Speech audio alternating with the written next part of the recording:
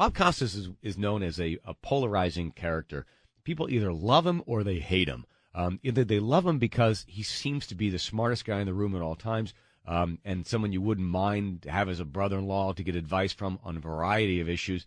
Other people hate him for just those very same reasons. I had a chance to interview him once, and I said to Bob, I started the interview because I always like to say one thing in the interview in the very beginning, kind of catch them off guard, and then hopefully get some good stuff from them. I said, Bob, my dad and I were watching you when I was probably 18 or 19 years old. My father leaned over from the couch and said, that Costas certainly seems to speak a good game. He talks a good game. I bet he's not much of an athlete. That was my opening shot to Bob Costas. Well, he sits forward in his chair and he goes, oh, yeah?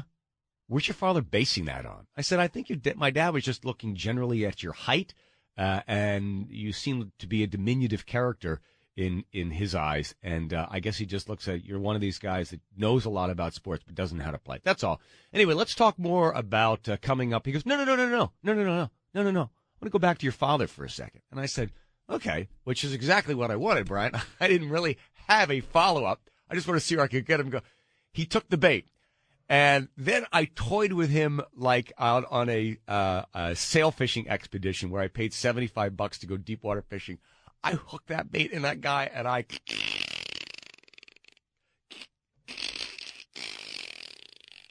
leaned back in the chair, and then I'd hit the little button on the thing. I let him run for a while. I'd hook it back up. I'd reel him back in. He's like, let me ask you about your father. And I go, well, what do you want to know about my dad? What makes him a great athlete? I said, well, he happened to play for University of Pennsylvania. He was a starting point guard, his sophomore, junior, and senior year. University of Pennsylvania. He was a Quaker. Your father played for the University of Pennsylvania Quakers. And with this, Bob Costas, with this, incredible, gigantic mind of his, he is now reeling through the hard drive trying to determine who the head coach was of the University of Pennsylvania Quakers in 1954. He's quickly doing the math, and he actually comes up with the name of the head coach. So you're telling me, because your father was coached under, the guy's name is Paul Flynn.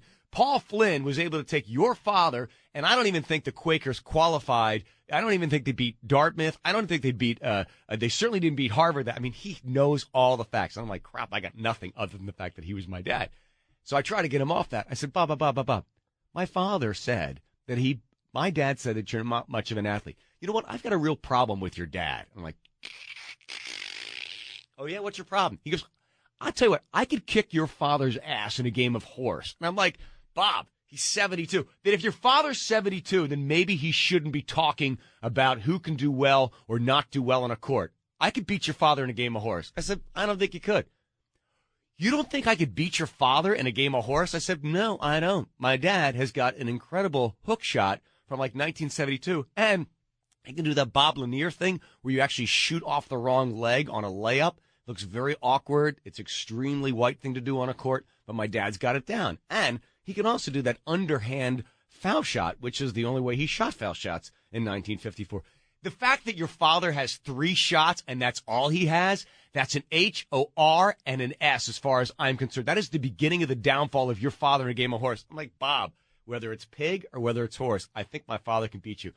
The entire interview was Bob Costas defending himself, fighting my father in a hypothetical game of horse on the court.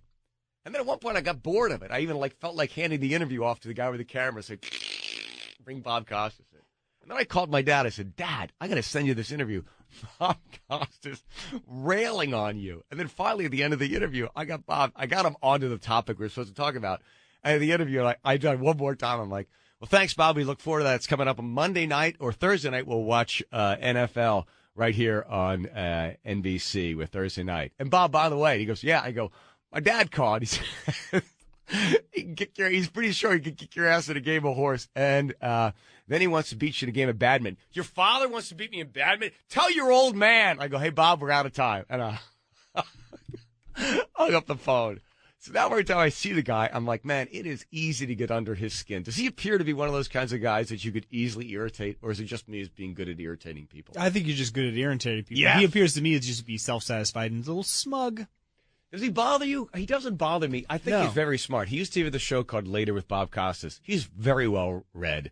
He's a great interviewer, and he's extremely insightful in a bunch of sports. Your friend has a problem with the fact that he appears at every finale, no matter what it is. Yeah, my friend Dave hates him so much. Yes. I can't watch anything with Bob Costas without thinking of my friend Dave. Yes. He wrote me this long email yesterday about how he is apparently the expert on every sport that ever happened. He's there at the NBA Finals, football, basketball, baseball. Fencing, but it's only at the finale. It's NASCAR, always the finale. right. Bob's never there for the preliminary. It's always, and today it is the finale of the U.S. fencing competition. It's like, it must be. This has got to be Bob Costas. This has got to be the finale because Bob's there for this. Here we are now for the final lap of NASCAR. He's not there for the beginning lap, but it's the final lap. And now the final lap. And then they go to Bob, and he's sitting there talking about the drivers and how much perspiration and how much weight have they lost, how many miles per gallon they're going through, and all that. And now it is, so they make the final turn now.